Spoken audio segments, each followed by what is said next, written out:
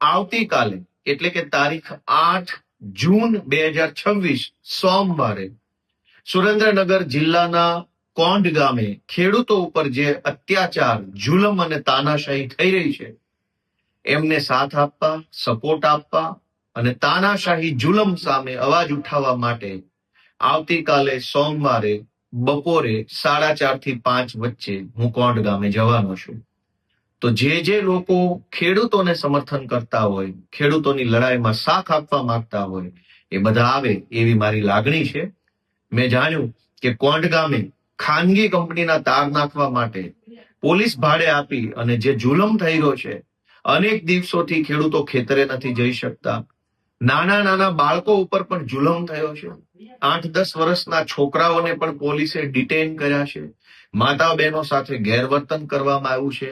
ખેતરની અંદર ભયંકર નુકસાન કરવામાં આવ્યું છે. આ બધી જ પરિસ્થિતિનો રૂબરૂ તાગ મેળવવા, લોકો સાથે શું ઘટનાઓ બની છે એની માહિતી મેળવી અને આખા ગુજરાત સુધી એ વાત પહોંચાડવા આવતીકાલે સોમવારે 8 તારીખે કોંઢ ગામે સાંજના 4:30 આસપાસ આપણે મળીએ. જય કિસાન. આપના પોતાના પ્લેટફોર્મ લલકારને લાઈક કરો, ફોલો કરો, સબસ્ક્રાઇબ કરો અને શેર કરો.